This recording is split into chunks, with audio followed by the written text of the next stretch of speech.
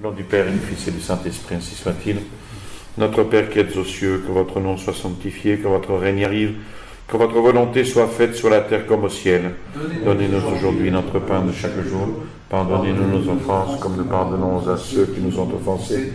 Et ne nous laissez pas succomber à la tentation, mais délivrez-nous du mal, ainsi soit-il. Saint Pie au nom du Père et du Fils et du Saint-Esprit, ainsi soit-il.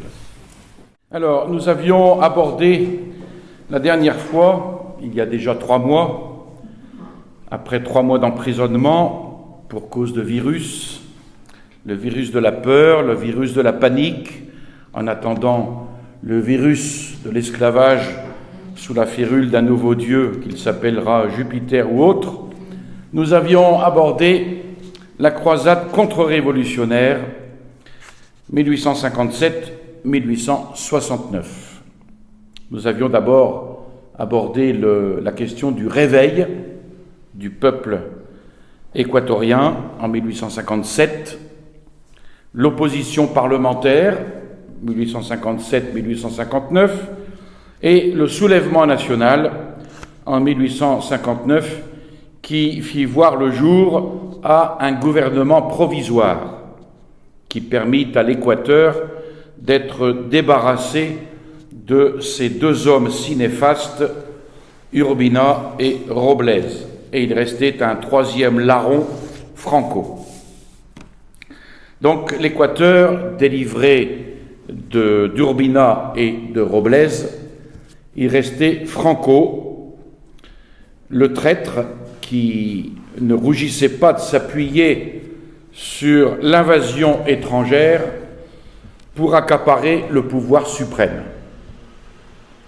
Il s'agissait donc maintenant pour García Moreno de l'envoyer rejoindre ses 2 compagnons, Urbina et Robles. Alors, le gouvernement provisoire représentait presque toute la nation.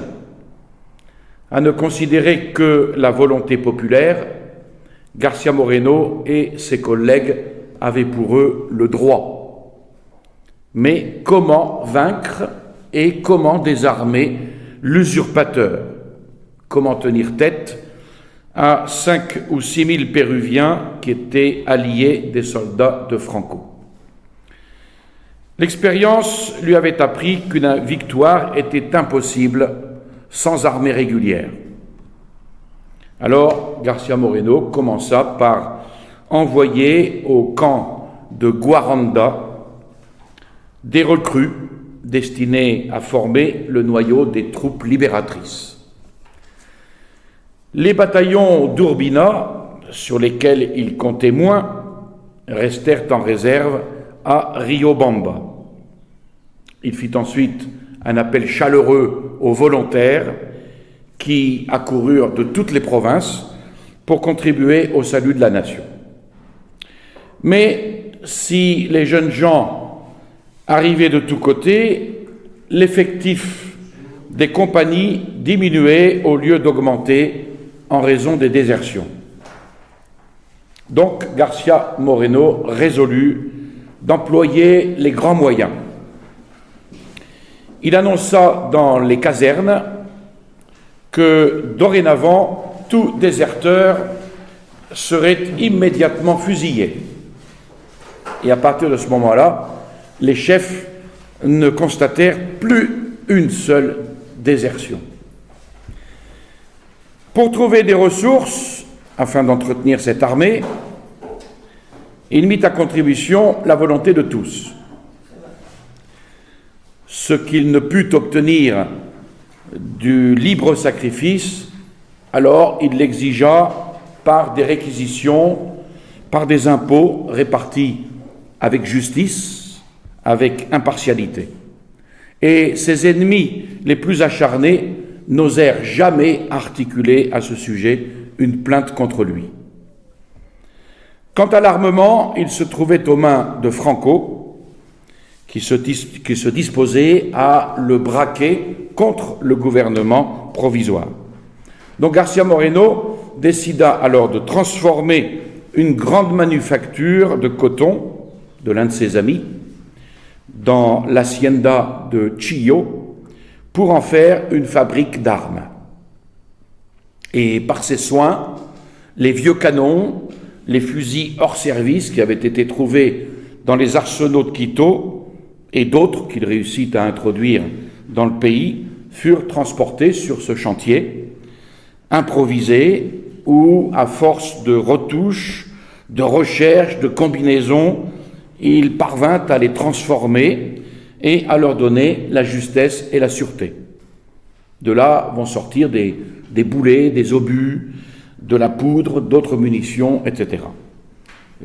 Avec cela, les jeunes recrues seront armés. Ce furent des travaux, des études pour calculer avec la précision mathématique exigée en pareille matière. Garcia Moreno renseignait les ouvriers sur chaque branche de leur art et surveillait lui-même chacune de leurs opérations. Alors, tout en se préparant à la guerre, Garcia Moreno ne désespérait point encore d'arriver, malgré tout, à un arrangement pacifique. Dans les premiers jours d'octobre, c'est-à-dire un mois après la chute des dictateurs Urbina et Robles, il se rendit à Paita pour une dernière entrevue avec Castilla. Et c'est lors de cette entrevue, Castilla président du Pérou, que Castilla, poussé dans ses derniers tranchements, dévoila ses batteries, demandant formellement comme condition du retrait des troupes la cession du territoire en litige. Donc, indigné d'une conduite aussi déloyale, Garcia Moreno répondit que jamais le gouvernement de Quito n'accepterait une proposition absolument contraire à la justice et à l'honneur national. Donc en vrai chevalier qui met sous le pied toute répugnance, surtout quand le salut de la patrie est en jeu, il condescendit à s'aboucher avec le traître Franco pour lui proposer une dernière fois d'unir leurs forces contre l'ennemi commun. Mais Garcia Moreno essuya un échec et après avoir passé tout le mois d'octobre en négociations infructueuses, il reprit alors la route de Quito pour visiter les troupes. À peine avait-il quitté Guayaquil que des scélérats armés de poignards, de revolvers s'élancèrent à la poursuite de Garcia Moreno, mais en vain. Cependant, à peine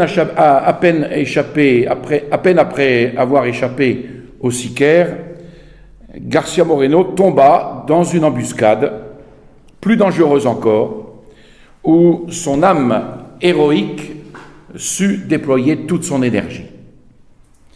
Après la fuite d'Urbina, les troupes, en grande partie rattachées au gouvernement de Quito, se trouvaient casernées à Riobamba. Tout naturellement, Franco, pour amoindrir les forces du gouvernement provisoire, entreprit de gagner à sa cause les vétérans d'Urbina et de Robles, dont il connaissait très bien l'esprit d'indiscipline. Ayant parmi les officiers des amis d'ancienne date, il ne lui fut pas difficile de renouer des liens avec eux et semer ainsi au milieu des régiments discorde et rébellion avec la complicité de Castilla. Après avoir visité les troupes qui étaient campées à Guaramba, il arrive, Garcia Moreno, le 7 novembre à Riobamba pour s'y reposer quelques jours. Et en pleine nuit, ses serviteurs le réveillent, lui annonçant que les casernes mutinées sont en pleine insurrection. Garcia Moreno réfléchissait alors aux moyens d'étouffer cette sédition quand le commandant Cavero se présente avec l'arrogance d'un révolté et lui intime de renoncer au mandat qu'il a reçu du peuple. Mandat qu'il a reçu du peuple on est dans la période du gouvernement provisoire. Jamais, lui répondit fièrement Garcia Moreno. et comme le commandant Cavero se permettait de le menacer, « Assez, dit-il, vous pouvez briser ma vie, mais aucun de vous n'est assez fort pour briser ma volonté. » Et sur un signe de Cavero, le capitaine Palacios arrête García Moreno et le jette en prison en lui signifiant que s'il persistait dans sa résolution, le lendemain serait son dernier jour. Alors, débarrassés de leur chef, officiers et soldats se répandirent dans les divers quartiers de la ville pour se livrer au pillage, à l'ivrognerie, à la débauche. Il y avait un gardien qui veillait dans une chambre attenante à celle du prisonnier, García Moreno, et la première pensée de García Moreno fut de recommander son âme à Dieu. Puis, le serviteur d'un de ses amis fidèles, ayant obtenu, sous un prétexte quelconque, la faveur de l'entretenir un instant, il lui fit observer qu'il était facile d'escalader le mur de sa prison après avoir descellé les barreaux d'une fenêtre. Quelque chose de classique. Et une fois libre, il trouverait à la porte de la ville un cheval, tout scellé pour fuir. « Dites à votre maître, répondit le prisonnier, que je sortirai d'ici, non par la fenêtre, mais par où je suis entré. Et ces prévisions vont se réaliser point par point. Les gardes disparurent les uns après les autres, abandonnant toute surveillance à la sentinelle de l'intérieur, et puis, après quelques instants de réflexion, García Moreno s'approcha de cet unique gardien et lui dit d'un ton de juge, « À qui donc as-tu fait serment de fidélité ?» « Au chef de l'État, répondit le soldat, tremblant. Et il lui répondit, « Le chef légitime de l'État, c'est moi. Tu me dois donc obéissance et fidélité. Tes officiers sont des rebelles et des parjures. N'as-tu pas honte de leur prêter main forte et de trahir ainsi ton Dieu et ta patrie ?» Et le soldat, effrayé, tomba à genoux et demanda grâce. « Je te ferai grâce si tu veux m'obéir et accomplir ton devoir. » Et quelques instants plus tard, avec l'aide de ce brave militaire, il avait franchi non pas les fenêtres, mais les portes de la prison. Accompagné d'un fidèle général, il sortit donc de Riobamba et s'élançait à bride abattue sur la route de Calpi, où il avait donné l'ordre à ses partisans les plus résolus de le rejoindre sans délai.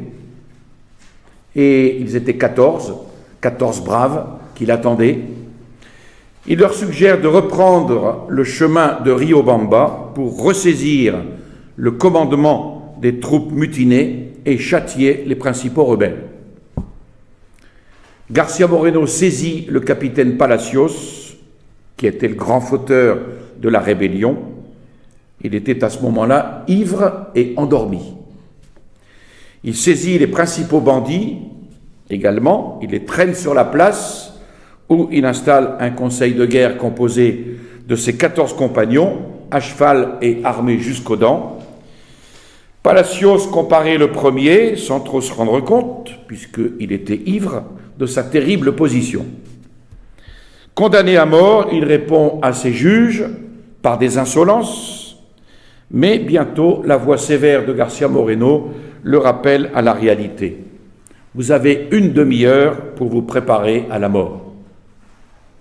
Palacios refuse le prêtre mis à sa disposition et à l'heure fixée, il est fusillé.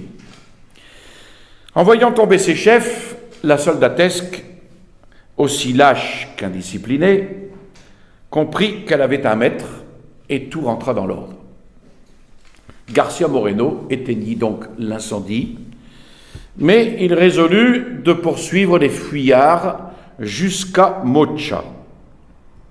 Surpris dans leur sommeil, après avoir abattu la sentinelle, les bandits se virent entourés par une troupe nombreuse et n'essayèrent même pas de résister.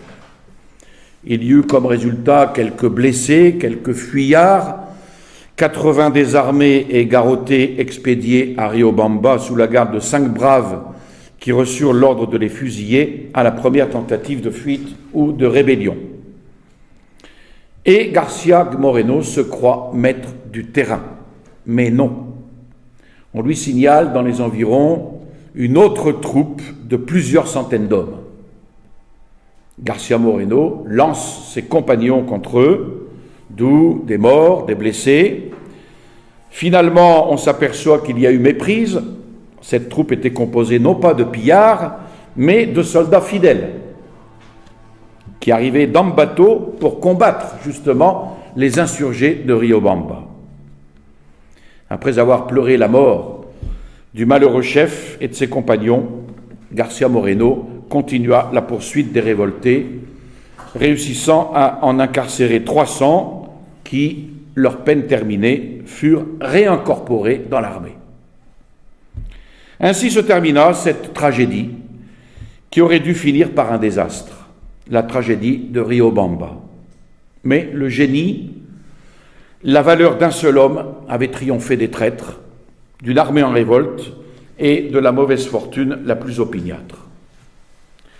Brisé de douleur, à la pensée de l'anarchie qui désolait son pays, Garcia Moreno revint donc en toute hâte à Quito pour activer les préparatifs d'une campagne désormais inévitable contre le pseudo-gouvernement de Guayaquil.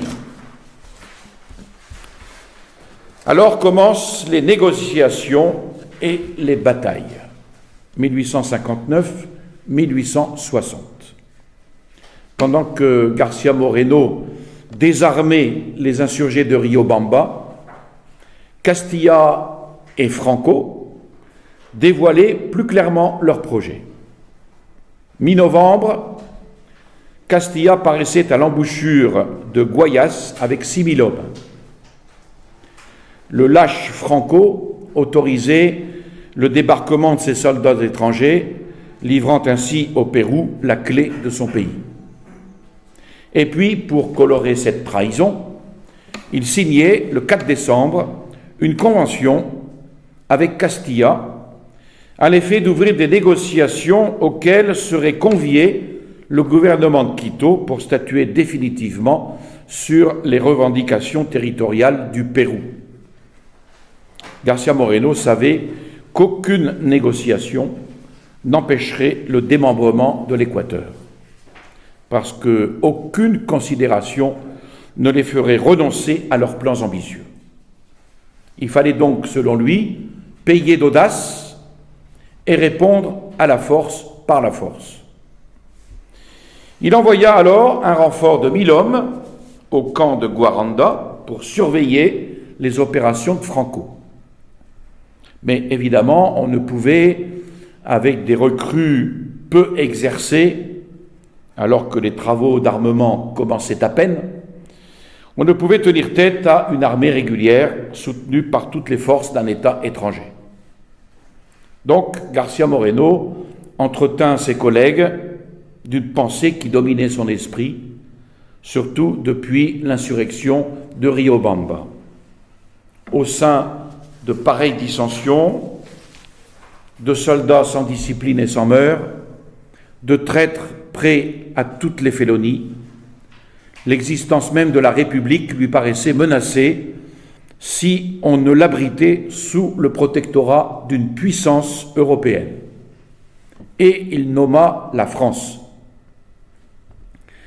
Il ne s'agissait pas d'annexer l'Équateur à la France, ni d'en faire une colonie dépendante ou vassale, mais de se couvrir du pavillon français pour échapper à une invasion de pirates appelée au sac du pays par une horde de traîtres. Cette proposition resta cependant toujours à l'état de projet. Elle parut inefficace aux autres membres du gouvernement provisoire et de plus, au vu des dispositions du gouvernement français, irréalisable. Donc, l'idée de protectorat écartée, Le gouvernement provisoire, voulant épuiser tous les moyens de pacification, accepta la conférence proposée officiellement par Castilla et Franco au sujet de la délimitation du territoire. Et le 1er janvier 1860, les deux délégués du gouvernement provisoire, mis en rapport avec ceux de Franco, arrêtaient un projet d'accord stipulant que le gouvernement de Guayaquil, chargé dans cette circonstance de représenter tout l'Équateur, ne pourrait ni céder ni annexer la moindre parcelle du territoire à un gouvernement quelconque, et cela sous n'importe quelle formule ou prétexte. 2. Les démarcations des frontières tracées antérieurement resteraient jusqu'à nouvel ordre obligatoires pour les deux États. 3. Les doutes relatifs au terrain situé à l'orient de la cordillère seraient soumis à un tribunal arbitral. Et 4. Ces terrains déclarés neutres jusqu'à la délimitation définitive. Et les termes de cette convention furent acceptés sans difficulté par les représentants de Franco, reconnaissant qu'on ne doit jamais, dans l'intérêt de la paix, sacrifier la nationalité d'un pays. Là encore, on voit la force de García Moreno, qui commence par affirmer qu'il ne cédera à rien. Mais cependant, la clause restrictive insérée dans l'accord déplut à Castilla. Il s'efforça donc de convaincre Franco qu'ils avaient été dupés tous les deux, ce qui n'était pas tellement faux. Franco entra dans une telle colère qu'il fit même jeter en prison les deux délégués, refusant de ratifier la convention. Et il leur promit la liberté s'ils biffaient de la convention la clause relative à l'aliénation du territoire. Les deux délégués, courageux, refusèrent d'outrepasser leur devoir. Franco allait céder peut-être à un accès de rage furieuse, mais sur l'intervention du chargé d'affaires de la Grande-Bretagne, il consentit à délivrer des passeports aux deux délégués en leur intimant l'ordre d'avoir à quitter Guayaquil dans les 6 heures. Ceux-ci rédigèrent une protestation sévère répondant aux menaces réitérées d'une invasion prochaine. Par cette conduite, disait-il, le général Franco violera les principes les plus élémentaires de la justice et entassera victime sur victime quand il est si facile de pacifier le pays sans recourir aux armes. Notre gouvernement décline la responsabilité d'une guerre qui va diviser nos forces en présence de l'étranger et proteste devant le monde entier contre l'inqualifiable politique du gouvernement de Guayaquil. Après un tel outrage à ses ambassadeurs, le gouvernement de Quito comprit qu'il fallait vaincre ou mourir.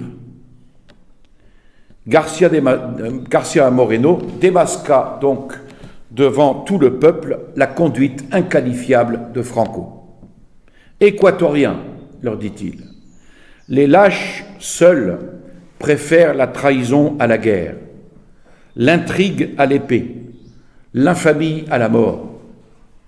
Aux armes donc, pour défendre l'honneur, la nationalité, la patrie. Union et vaillance, la Providence nous protège et les peuples américains, nos frères, ne regarderont pas avec indifférence la lutte héroïque qui va s'ouvrir. » Donc, immédiatement après la rupture des négociations, Franco donne l'ordre au colonel Léon de gravir la cordillère avec 1 millier d'hommes. Il comptait d'autant plus sur la victoire contre le camp de Guaranda que depuis 2 mois, ses partisans avaient révolutionné l'importante ville de Cuenca, dont un de ses fidèles, le commandant Zerda, avait pris possession. Zerda n'avait qu'à combiner ses mouvements avec ceux du colonel Léon pour mettre entre 2 feux la petite armée de Guaranda et l'écraser au premier choc. Mais c'était sans compter avec l'habileté de García Moreno. Afin de ne pas laisser à ces deux chefs le temps de se concerter, García Moreno se rendit immédiatement au camp pour prendre le commandement des troupes et haranguer ses soldats. Et stimulé par les paroles brûlantes de son chef, la petite troupe s'élança alors, le 20 janvier, à la rencontre de l'ennemi. Le colonel León s'était fortifié sur les hauteurs de Piscurco, attendant, pour commencer l'attaque, l'arrivée de Zerda et des renforts de Guayaquil. Donc il s'agissait de déjouer ce plan en lui livrant immédiatement bataille. Et au signal donné par García Moreno, les troupes se ruèrent avec fureur sur leurs adversaires, mais la position était tellement avantageuse que, malgré les efforts d'une audace plus que téméraire, elles ne purent les déloger de leur retranchement. Qu'à cela ne tienne, García Moreno résolut alors, en tournant l'ennemi, de tomber sur son arrière-garde, ses munitions et sa cavalerie. Et pour cacher cette manœuvre, il laissa devant Piscurco le colonel Davallos avec plusieurs compagnies d'infanterie et un escadron de cavalerie, pendant que lui, prenant à droite, se jetait sur le chemin d'Iagüí. Une pluie diluvienne inondait la route en ce moment-là et l'avait converti en un ravin boueux, au point qu'il fallut plus de 7 heures pour faire un trajet de 2 lieues. Enfin, vers 2 heures du matin, il rencontra l'ennemi, campé dans l'hacienda d'Iagüí, d'où, par une charge vigoureuse, il le délogea en 5 minutes. C'était assez pour le but qu'on voulait obtenir, et il y eut des pertes considérables chez l'ennemi, mis en déroute totale. De leur côté, le colonel Davallos et ses braves compagnons soutinrent, durant 3 heures consécutives, une vive fusillade. Une charge brillante de lanciers les rendit enfin maîtres du camp et détermina alors la victoire. L'occasion était excellente pour se débarrasser de tous les adhérents de Franco dans les provinces de l'intérieur. Et pendant que les troupes victorieuses rentraient au camp de Guaranda, García Moreno détacha quelques compagnies d'élite aux ordres du colonel Maldonado pour marcher là à la rencontre du colonel Zerda, qui accourait de Cuenca, mais en vain, au secours du colonel León. Et le 7 février eut lieu l'affrontement. Le gros de la troupe, avec Zerda, et bon nombre d'officiers tombèrent dans les mains du vainqueur. Maldonado profita de son succès pour marcher sur Cuenca, qui était défendu par le colonel Ayarza, flanqué de soudards urbinistes qui avaient trempé dans toutes les révolutions. Le colonel Ayarza capitula et la province de Cuenca put suivre ainsi ses sympathies en adhérant, comme elle l'avait fait d'abord, au gouvernement de Quito. Restait à soumettre une autre province, la province de Loja, située sur les frontières du Pérou. La ville de Loja, hésitante d'abord, s'était rattachée au parti de Franco. Mais depuis le succès de ses adversaires, elle flottait entre les deux gouvernements. García Moreno se rendit lui-même à Loja et en 2 jours, il aplanit toutes les difficultés et la ville fit sa soumission aux acclamations de la province tout entière. Cette série de succès ne laissait guère au général Franco que la province de Guayaquil. Et García Moreno se hâta donc de rentrer au QG de Guaranda pour descendre les cordillères et se mesurer enfin à une action décisive avec Franco et Castilla. Et c'est alors la prise de Guayaquil en 1860. Après une année de pourparlers infructueux, D'escarmouches sans résultat, il devint clair que la paix réelle et définitive ne serait signée qu'à Guayaquil. L'admiration pour García Moreno s'accroissait du mépris voué à Franco. Mépris qui devint même de la haine le jour où se consumma l'attentat préparé depuis longtemps. Le 25 janvier, 5 jours après sa défaite d'Iagüí, par un traité signé, ratifié et déclaré immédiatement exécutoire, Franco cédait au Pérou le territoire en litige. À la divulgation de ce traité qui stipulait la vente officielle du territoire, un concert de malédictions s'éleva contre Franco.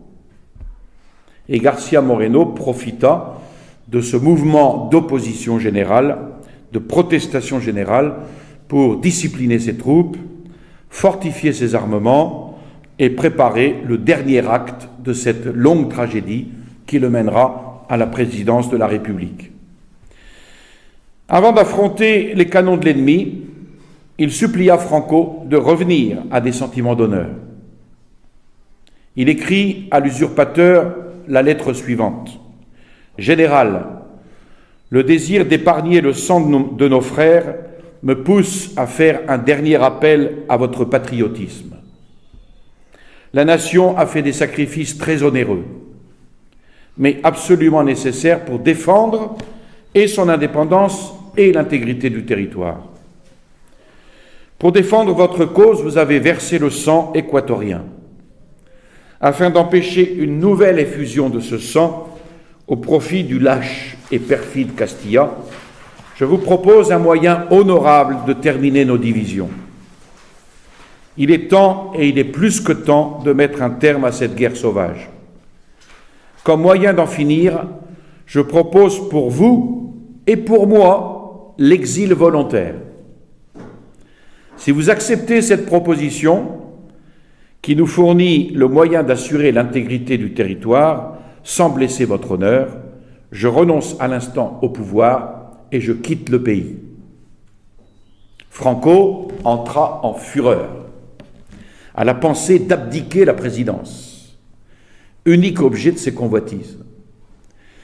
Il se répandit donc en injures contre García Moreno jusqu'à emprisonner le messager qui lui avait porté la lettre de García Moreno.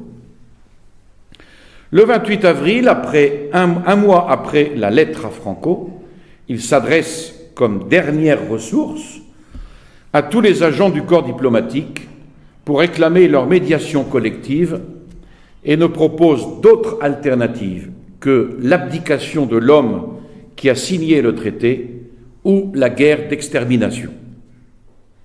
Avant d'en venir à cette extrémité, à laquelle García Moreno se dit pourtant suffisamment préparé, il propose l'abdication du général Franco. Non pas comme une condition humiliante, mais comme un moyen de salut, inspiré par le patriotisme et basé sur les considérations de respect et de fraternité que se doivent les habitants d'un même sol et les membres d'une même famille. Et pour que le général Franco ne regarde point cette abdication comme déshonorante pour lui, le gouvernement provisoire propose également son abdication, laquelle sera suivie de l'exil volontaire, pour un temps déterminé, de tous les membres des deux gouvernements. Au moment de l'abdication, il faudra nommer un chef chargé de convoquer une convention nationale. Pour ce faire, il sera proposé aux deux gouvernements de nommer conjointement le citoyen intègre, intelligent et impartial qui sera jugé digne du pouvoir suprême. Demande est faite de l'exclusion des gouvernants actuels, soit pour la présidence, soit pour n'importe quelle charge publique, et ces propositions sont faites pour éviter la guerre civile, pour contribuer au relèvement du pays. Réponse, Franco va résister, osant même réclamer l'expulsion de son antagoniste, auteur selon lui de tous les maux qui pèsent sur l'Équateur. À l'occasion du 1er mai, qui fut le glorieux anniversaire de la révolution de Quito, sa rage ne connut plus de bornes. De partout arrivaient des protestations d'union au gouvernement provisoire, ainsi que des volontaires désireux de combattre avec leurs frères contre les persécuteurs de la patrie. Et pour empêcher ces désertions, Franco fit traquer les hommes capables de porter un fusil. On les conduisit enchaînés dans les casernes où plusieurs expirèrent sous les coups. La réaction de Castilla fut tout autre par contre. Il comprit très bien la victoire morale que ses adversaires venaient de gagner devant les citoyens et devant les membres du corps diplomatique. Supposez maintenant que les colonnes de García Moreno attaquassent Guayaquil après avoir battu Franco, pourrait-il, lui, président du Pérou, exterminer cette armée victorieuse pour défendre un misérable que tout le pays repoussait avec horreur? D'autre part, lui convenait-il d'attendre les bras croisés, d'assister les bras croisés, en simple spectateur à la lutte qui allait s'engager? S'apercevant donc un peu tard de sa fausse position, Castilla donna l'ordre à ses troupes d'évacuer Guayaquil pour rentrer au Pérou. Castilla resta dans le port avec quelques divisions et une partie de l'escadre pour suivre les événements, conseiller son ami Franco, l'appuyer de ses canons si l'intervention du Pérou devenait nécessaire pour sauver le traité du 25 janvier. Et la situation s'éclaircissait.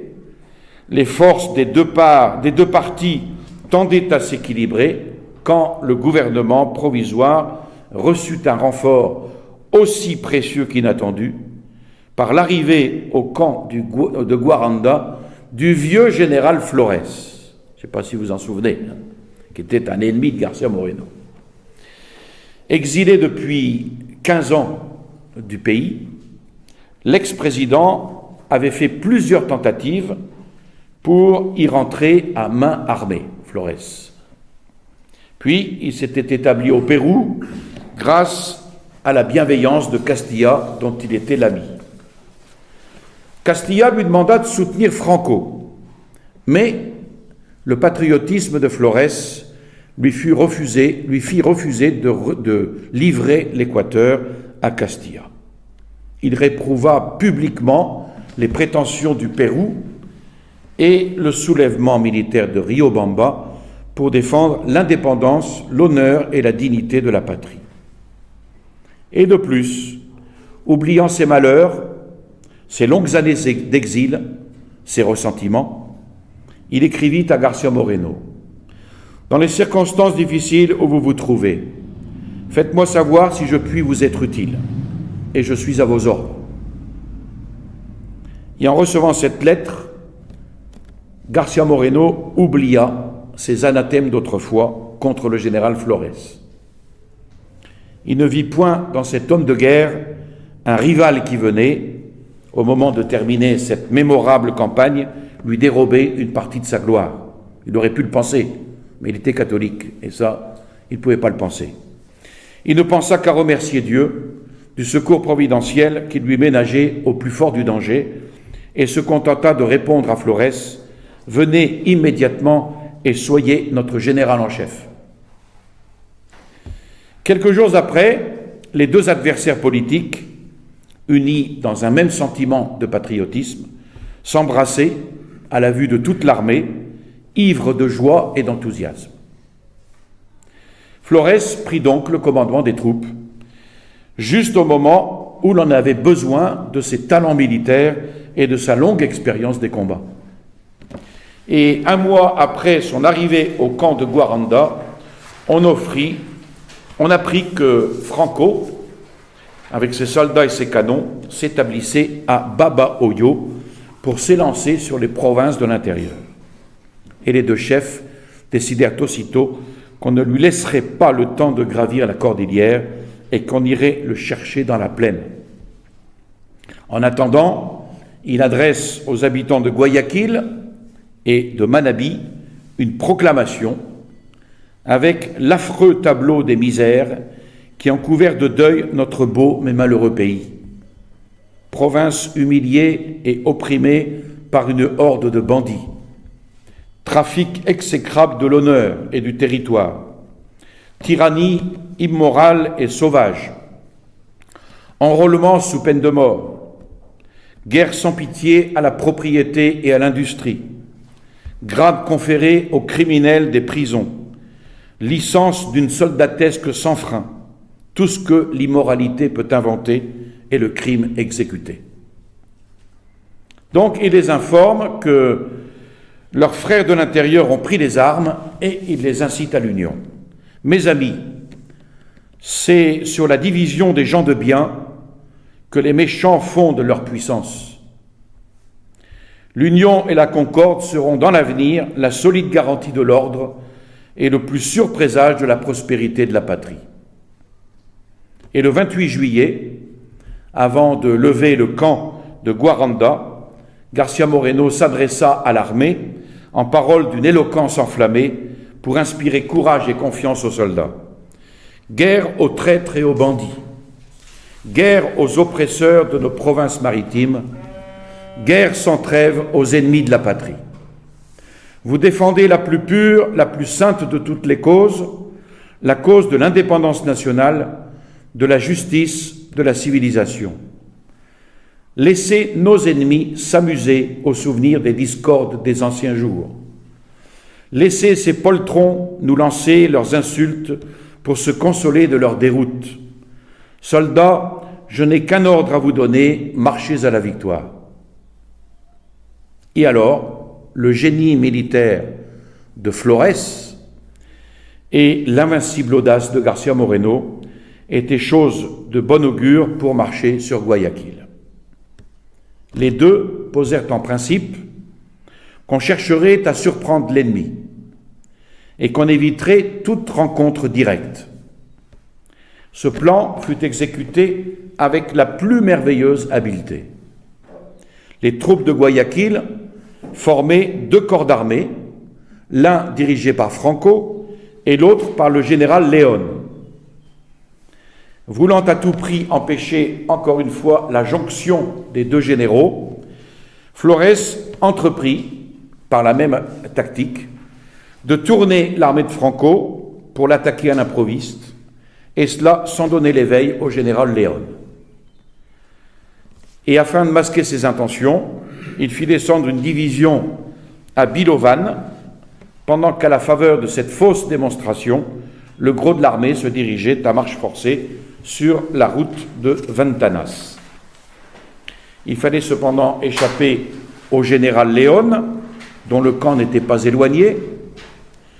Heureusement, les campagnards, dévoués à García Moreno, donnaient les renseignements les plus précis sur la position et les forces de l'ennemi, et ainsi, ce gros de l'armée marcha 16 heures durant avant d'arriver à Baba Hoyo.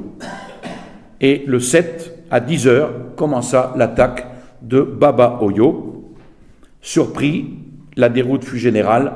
Après 2 heures de feu des batteries ennemies, Flores donna l'ordre à la cavalerie de charger les artilleurs.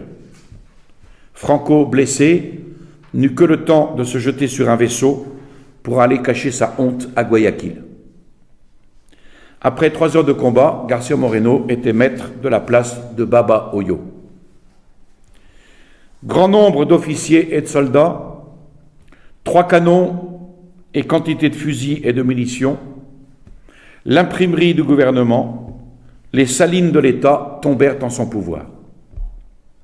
Et cette prise de Baba Hoyo avait évidemment mis le général Léon dans une situation critique. Pour se dégager, il descendit jusqu'à Zamborodón avec l'intention d'y embarquer ses troupes et de rejoindre Franco à Guayaquil. Mais Flores, qui l'avait deviné, se trouvait à Boca Corvina en face de Zamborodon avec artilleurs et canons pour couler ses vaisseaux. Et le terrain balayé, il restait aux vainqueurs à forcer l'ennemi dans la forteresse de Guayaquil, où Franco préparait une résistance désespérée. Franco, de concert avec Castilla, réuni en comité avec un certain nombre de mercenaires à sa solde, proclama Guayaquil ville libre et indépendante sous le protectorat du Pérou. Il fallait quand même avoir du culot.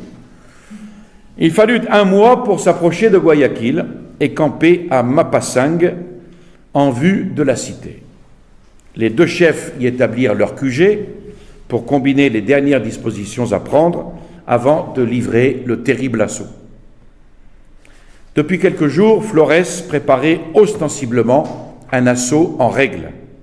Et de son côté, Franco disposait ses batteries de manière à foudroyer ses adversaires au premier choc. Ce fut l'assaut. Le général Franco, embarqué sur un vaisseau péruvien, laissait entre les mains de l'ennemi plus de 400 soldats, la plupart de ses officiers, 26 pièces d'artillerie, son armement et ses munitions.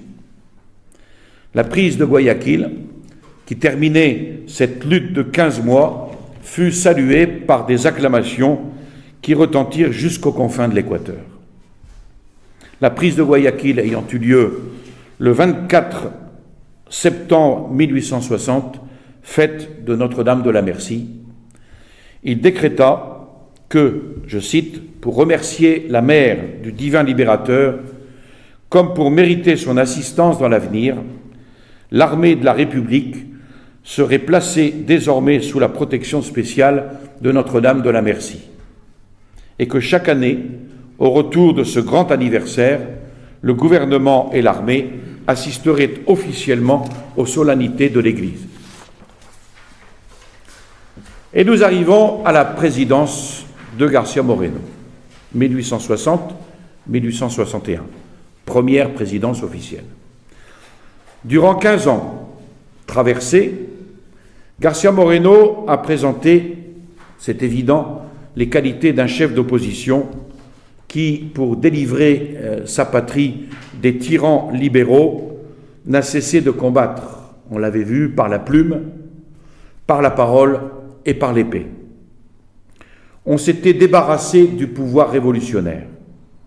Il fallait maintenant restaurer l'édifice social ébranlé jusque dans ses fondements dans cette Amérique du Sud, qui était une fille enthousiaste de la liberté, bercée pendant un demi-siècle au bruit des soulèvements militaires, des élections brillantes, des congrès orageux. Les républiques américaines étaient alors éprises de la souveraineté du peuple, on l'avait vu, du parlementarisme moderne.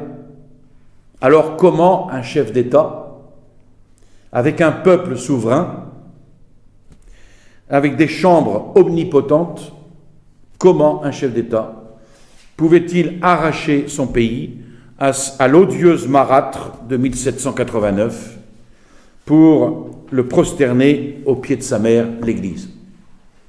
Grave question. Comment réapprendre à l'émanciper, tout fier des droits de l'homme et du citoyen, comment lui réapprendre ses devoirs? Donc la faible Équateur était moins accessible que tout autre État à cette tentative de restauration parce que surveillé par les républiques voisines, jalouses les unes des autres, mais toujours prêtes à se donner la main pour soutenir les droits de la Révolution. Donc l'Équateur ne pouvait accepter la direction de l'Église sans soulever des tempêtes en Nouvelle-Grenade et au Pérou. De plus, à l'intérieur, tous les partis infatués des idées modernes crieraient à la trahison. Les libéraux ne voyaient dans l'Église qu'une esclave asservie à l'État, comme nous aujourd'hui. Les radicaux francs-maçons, une ennemie à détruire. Et les catholiques eux-mêmes hésitaient pour la plupart, entre les droits inaliénables de l'Église et les prétendus droits du peuple. Vous voyez, il n'y a rien de nouveau. Partisans de la conciliation à outrance, ces catholiques s'ingéniaient à résoudre le problème de l'Église libre dans l'État libre. Donc García Moreno se trouve face à tout cela. Comment gouverner un pays avec une telle situation? Il avait pu rassembler tous ces éléments disparates un instant sous le drapeau de l'Union nationale. Mais, excellentes pour gagner une bataille, les coalitions présentent toujours de graves inconvénients. Le lendemain de la victoire, surtout. Chacun des partis se redresse de toute sa hauteur et demande sa part de butin, sinon même le butin tout entier. Outre les revendications de ses alliés, García Moreno avait aussi à craindre l'opposition violente du parti vaincu. Le triumvirat Urbina-Robles-Franco laissait quand même derrière lui des adhérents encore nombreux dans les administrations civiles et militaires, des phalanges de viveurs évincés ou qui tremblaient de l'être si un réformateur arrivait au pouvoir. Alors, de cette conjuration des vicieux avec les ambitieux, pouvait surgir un danger immédiat, celui d'une convention semblable à celle de 1845, qui déterrerait dans le clan libéral un nouveau roca pour exploiter l'Équateur.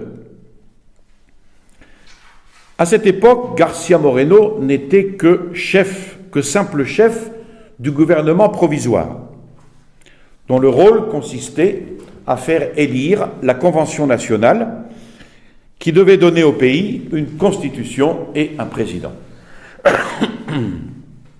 Si donc, après avoir renversé les révolutionnaires, il aspirait à réformer les institutions, c'était à lui d'obtenir, par son influence personnelle, une assemblée de représentants conservateurs et catholiques.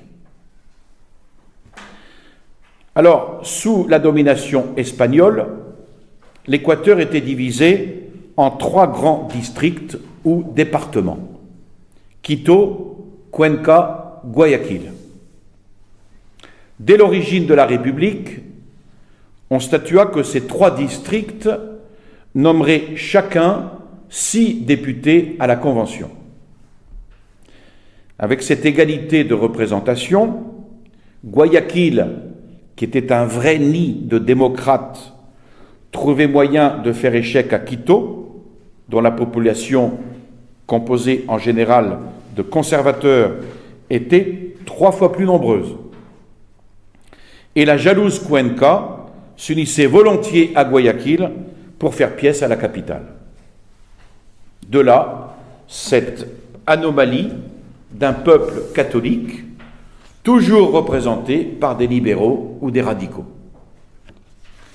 Donc, à l'instigation de García Moreno, le gouvernement provisoire résolut de baser le nombre des députés non plus sur le nombre des districts, mais sur le chiffre de la population. Chaque fraction de 20 000 âmes aurait droit à un représentant au Congrès, ce qui portait évidemment un coup mortel à la suprématie révolutionnaire. Les radicaux le comprirent si bien qu'avec Pedro Carbo, qui était un démocrate avancé et gouverneur de Guayaquil, ils organisèrent un pronunciamento en faveur de l'ancien mode électoral, enjoignant ainsi au gouvernement d'avoir à se soumettre. García Moreno releva le gant par une lettre à Pedro Carbo, dans laquelle il le bat en brèche au nom de la souveraineté du peuple, et il en profite, l'arche sacro-sainte des républicains, souveraineté du peuple. D'autre part, jusque-là, le peuple formait des comices composés de 300 électeurs par district, qui nommaient ensuite les députés. Donc cette élection à 2 degrés constituait une véritable oligarchie de classe dirigeante, en général beaucoup moins catholique et conservatrice que les simples paysans. Isolés dans ces montagnes, préservés des journaux, qui chaque matin viennent irriter les passions ou pervertir le bon sens, rien de nouveau, le peuple a conservé les habitudes de foi, d'ordre et de soumission.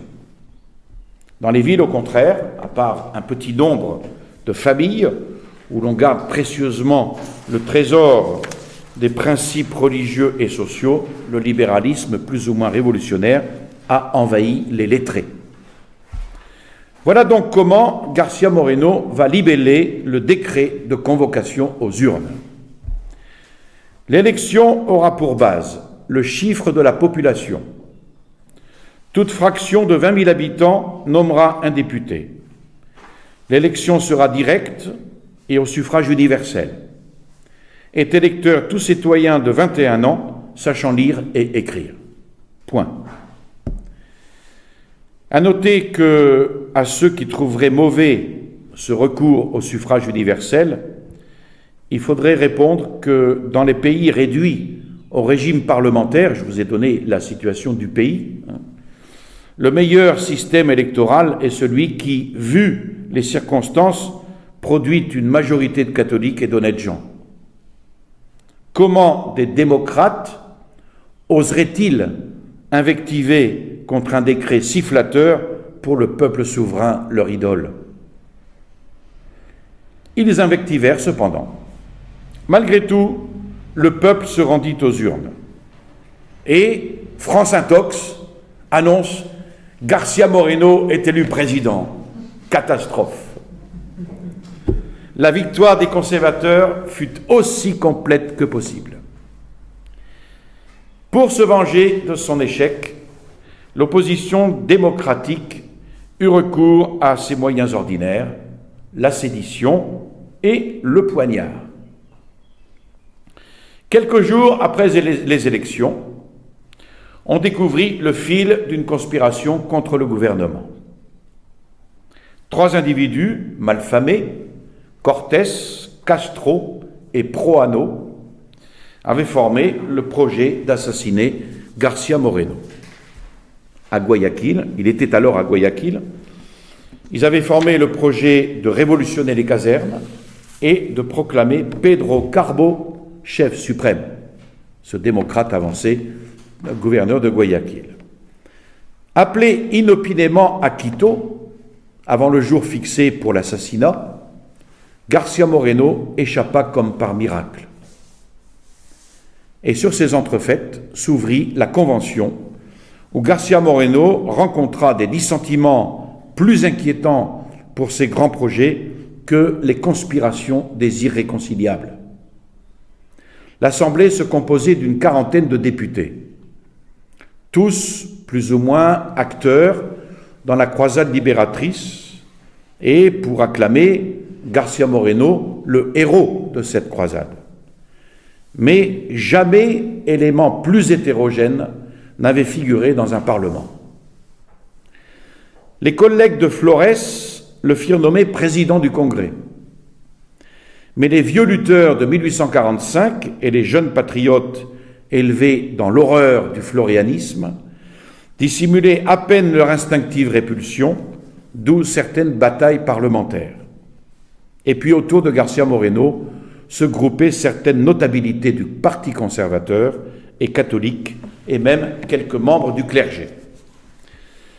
La majorité des députés se composait de jeunes gens dont la plupart avaient fait leurs premières armes et aussi leurs premiers pas dans la politique durant la période insurrectionnelle qu'on venait de traverser. Catholiques plus ou moins pratiquants, mais presque tous libéraux, exaltés, arrivant au Congrès la tête farcie des idées américaines sur la séparation de l'Église et de l'État et sur le système fédératif. Après la séance d'ouverture, qui eut lieu le 10 janvier 1861, le gouvernement provisoire rendit d'abord compte de ses actes à la Convention et lui remit ses pouvoirs. García Moreno, chaudement félicité devant tout le peuple, fut nommé président intérimaire. On confirma le décret qui déclarait la Vierge de la Merci patronne spéciale et protectrice de la République. Cette unanimité fit cependant place à la discorde dès que s'ouvrirent les débats sur la révision de la Constitution. Et García Moreno désirait ardemment doter l'Équateur d'une constitution catholique. Seul moyen, je le cite, de moraliser le pays par l'énergique répression du crime et l'éducation solide des jeunes générations, de protéger la sainte religion des ancêtres, de réaliser les réformes que ni le gouvernement ni les lois ne peuvent obtenir par eux-mêmes. Mais au lieu de heurter les législateurs, incapables de le comprendre, il crut mieux faire d'ajourner à des temps meilleurs l'exécution complète de ses plans. Et il se borna pour l'instant, pour le présent, à écarter toute disposition de nature à paralyser l'action de l'Église. Le projet de constitution déclarait la religion catholique religion de l'État à l'exclusion de tout autre. Mais le vent était à la liberté des cultes. Les ridicules déclamations de séparation de l'Église et de l'État, jusque par certains ecclésiastiques, ce n'est pas nouveau, souleva le pays contre leurs auteurs. Scandalisé de voir l'abominable hérésie placée sur le même pied que la vraie religion des ancêtres, c'est le peuple qui fit entendre contre l'Assemblée des murmures significatifs. L'article fut maintenu. Dans les délibérations relatives au rapport avec l'Église et l'État, il réussit à briser certaines entraves qui gênaient plus ou moins l'action du clergé. Autre discussion à l'ordre du jour. L'Équateur conserverait-il sa forme unitaire ou se morcerait-il en petits États indépendants reliés entre eux par un lien fédératif sur le modèle des États-Unis ou de la Suisse? García Moreno s'opposa énergiquement à la division. Et après des débats très orageux, la majorité se rallia au système unitaire. La Convention n'avait plus qu'à délibérer sur les droits constitutionnels du pouvoir exécutif. On rappela que le pouvoir exécutif n'est que le mandataire du peuple souverain. On voua les despotes aux dieux infernaux. On oublia que le gouvernement chargé de veiller à la sécurité de tous doit être armé de pouvoirs suffisants pour réprimer les perturbateurs. Et c'est d'une main parcimonieuse et comme à regret que les députés accordèrent au président les facultés nécessaires pour gouverner, même en temps de paix. García Moreno se contenta de demander pour le pouvoir une double garantie contre les menées des radicaux. D'abord, la ratification de la réforme électorale et ensuite la scission en deux parties de la province de Guayaquil afin de soustraire la plaine à l'influence désastreuse de la cité. Et on lui accorda ces deux points et l'ensemble de la Constitution fut voté. L'Assemblée mit alors à l'ordre du jour l'élection du président. Elle avait décrété que, pour l'avenir, le suffrage universel nommerait le chef de l'État, mais en se réservant l'élection actuelle. À l'unanimité des voix moins une, García Moreno fut élevé à la présidence de la République. Et France Intox se tut. García Moreno, curieusement, refusa d'abord le mandat qu'on lui offrait, alléguant avec raison l'insuffisance des pouvoirs octroyés au gouvernement par la nouvelle Constitution. On comprend cette décision au vu de ce qu'on a dit tout à l'heure. Dans quel État, comment pouvait-il gouverner dans la situation actuelle? Désarmer l'autorité en face de la Révolution, c'était, disait-il, décréter l'anarchie perpétuelle. Il finit cependant par céder aux instances de ses amis. Du reste, pour lui prouver leur bonne volonté, les représentants votèrent sous son impulsion plusieurs lois organiques. Ils décidèrent qu'un concordat, qu'on verra la prochaine fois, serait proposé au souverain pontife et mis à exécution sans attendre la ratification au futur congrès. Par cette porte qui lui ouvrait, le président allait, à leur insu, faire passer toutes les libertés de l'Église. Et puis on décréta aussi la réorganisation des finances de l'armée et de l'instruction publique. Somme toute, malgré les dispositions peu favorables de la Convention, García Moreno avait évité tout projet de loi contraire aux intérêts de l'Église et de l'État, et il avait obtenu un blanc-seing pour opérer des réformes qu'il jugeait nécessaires. Et nous terminons aujourd'hui par ces quelques réformes, avant de voir la prochaine fois le Concordat, pour apprécier la nécessité du coup de balai donné par García Moreno à tous les échelons de la hiérarchie. Il suffit de se remettre sous les yeux un principe 100 fois ou 1000 fois même établi par les faits. Le parti révolutionnaire, lugubre essaim de frelons bourdonnants et dévorants, n'a d'autre spécialité que de consommer sans produire. S'il s'empare d'un pays par coup de force ou par la sottise des électeurs, et Dieu sait si elle est grande, ce n'est point pour aider le peuple à mieux vivre, mais pour vivre à ses dépens. Sa tactique consiste donc à mettre la main sur l'Église afin de l'empêcher de crier « Ô voleurs !» et d'expulser des administrations des hommes honnêtes et consciencieux dont il convoite les plans ou craint les regards. Et puis, quand toutes les abeilles ouvrières et industrieuses d'un pays sont tombées sous l'aiguillon de ces parasites, la curée commence. Les frelons se faufilent dans les ministères, les préfectures, les mairies, les casernes, les tribunaux, les comptoirs, les banques, les agences financières, partout où l'on trouve à s'engraisser. Et là, ils dévorent le plus possible, avant qu'un autre essaim de frères et amis les force à vider la place. Et après 15 ans ou 20 ans de ce régime, un peuple, si riche qu'il soit, est rongé jusqu'aux os. Il se réveille un beau matin, sans religion, sans honneur, sans crédit, sans agriculture, sans industrie, sans commerce, sans finance, avec des milliers de dettes et la banqueroute à ses portes. Vous ne trouvez pas qu'il y a quelque chose de semblable avec notre époque?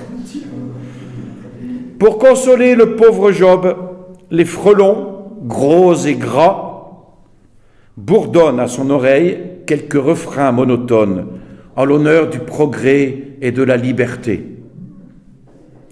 Eh bien, tel était le misérable état auquel la Révolution avait réduit l'Équateur quand García Moreno prit les rênes du gouvernement, et tel est l'état de la France quand quelqu'un du même genre prendra les rênes du gouvernement.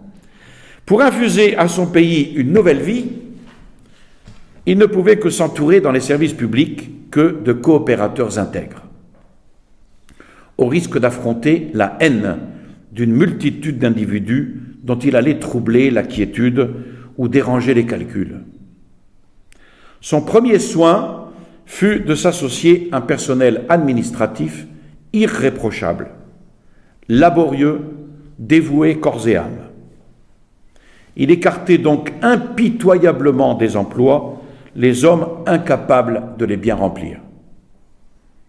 De plus, les fonctions et services rétribués par l'État, jusque-là véritable sinécure, redevinrent des charges dont le titulaire ne toucha les appointements qu'après les avoir gagnés par un labeur assidu.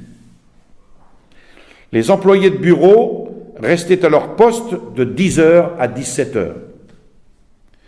Le président exerçait lui-même un contrôle sévère et une justice si inflexible que les infracteurs au règlement, à n'importe quel degré de l'échelle administrative, étaient punis d'un renvoi immédiat.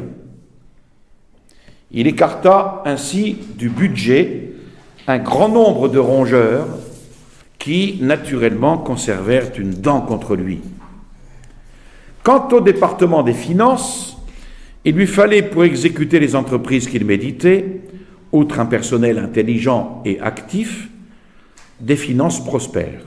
Or, depuis 30 ans, jamais l'Équateur n'était parvenu à équilibrer ses recettes et ses dépenses. Depuis 30 ans. L'agriculture restait à l'état d'enfance, faute de routes, de bras et d'instruments aratoires. Le commerce se mourait à cause des révolutions incessantes et par la difficulté des communications avec l'étranger et entre habitants d'une même province. On avait vécu au jour le jour de la contribution des indigènes, puis des contributions forcées et par toutes sortes de brigandages avec des taxes exorbitantes. En attendant donc qu'une administration sage et progressive le mit à même de multiplier les sources de revenus, García Moreno établit une stricte économie dans les dépenses. Ainsi retrancha-t-il impitoyablement du budget tout crédit dont la nécessité ne lui parut pas suffisamment démontrée. Il réforma complètement l'administration financière. Il entreprit de faire la lumière dans les bureaux des finances. Avant lui, provinces, cantons, municipalités terminaient leurs comptes particuliers sans avoir à redouter l'œil exercé d'un vérificateur suprême. Donc, afin de régulariser les livres des comptes, García Moreno se condamna à l'ingrat et pénible travail d'une vérification générale de toutes les dettes contractées par l'État depuis l'origine de la République. Que de surprises entre registres trompeurs et créanciers trompés. Une Cour des comptes fut établie pour centraliser dans la capitale le contrôle de tous les employés. Les agents du fisc, déclarés responsables de leur gestion, comparurent chaque année devant ce tribunal, pour y remplir un compte détaillé de leurs opérations. En cas de négligence ou d'infidélité, le coupable était immédiatement jugé, condamné à l'amende et destitué. Le président révisait lui-même le travail de la Cour. Il destitua les fonctionnaires qui se prêtaient aux honteuses spéculations sur la misère publique. Il n'épargna pas non plus les contrebandiers, les employés concussionnaires qui détournaient à leur profit la principale source des revenus de l'État.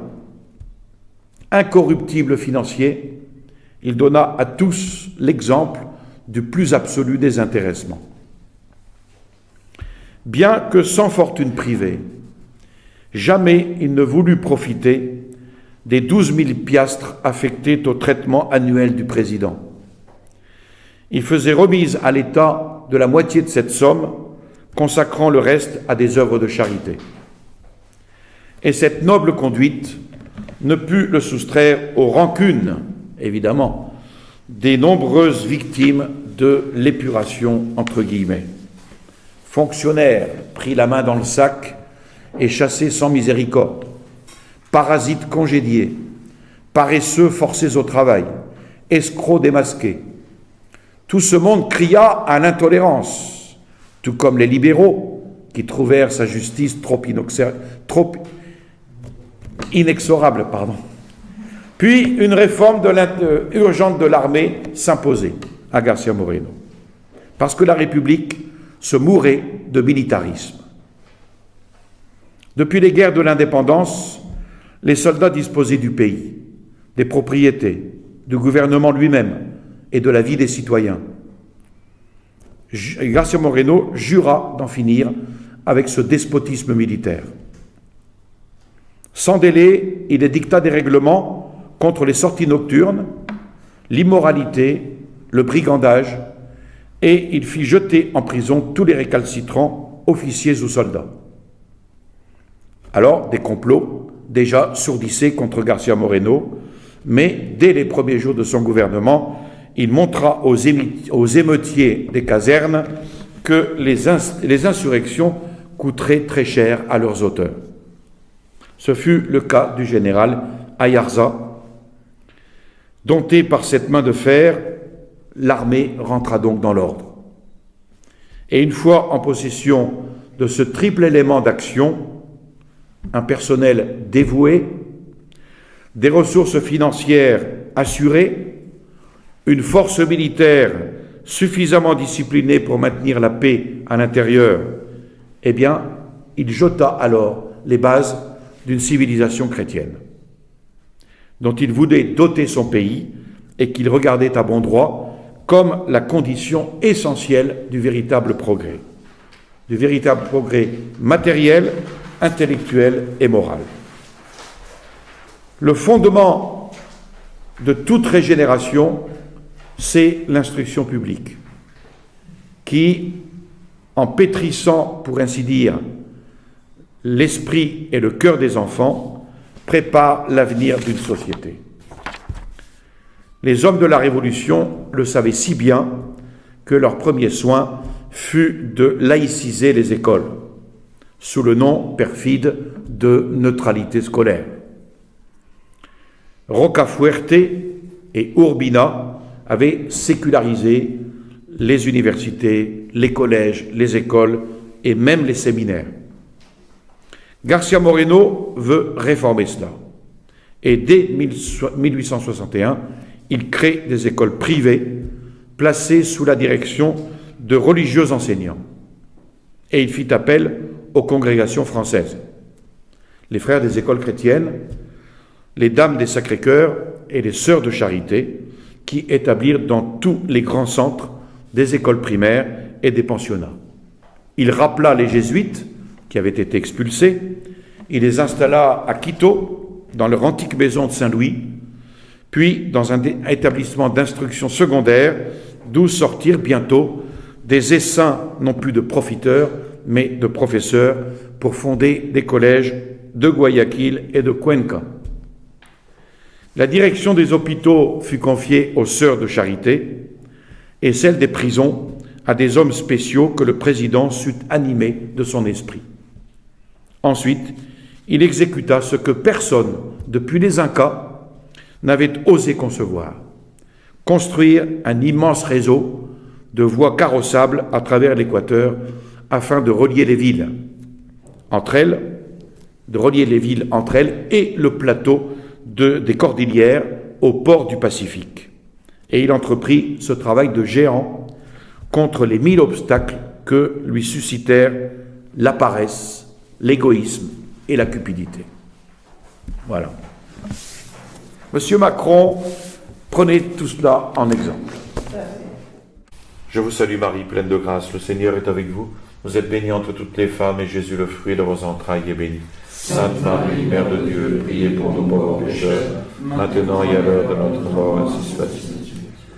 Au nom du Père et du Fils et du Saint-Esprit, ainsi soit-il.